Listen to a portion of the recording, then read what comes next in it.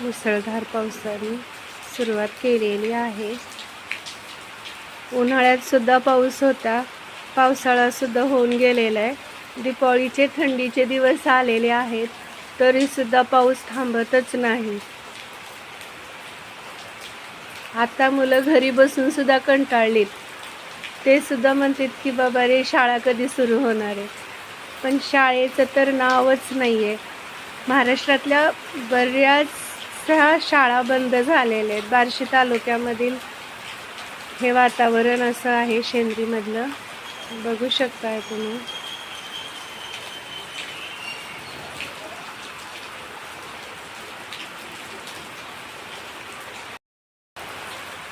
सकाळचे 7 वाजलेले आहेत आणि हा पाऊस तर खूपच लवकर सुरू झालेला आहे. बघा, सगळ्या शेतामध्ये हे असं पाणी आलेलं आहे.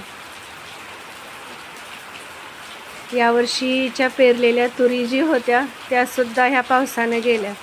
आणि आता सोयाबीनचं पीक आहे ते सुद्धा पूर्ण पानं त्याची पिवळी होऊन गेलेली आहेत. हे बघा, दूरवरून बघताय तुम्ही, तळ्यासारखं अगदी शेतामध्ये पाणी झालंय.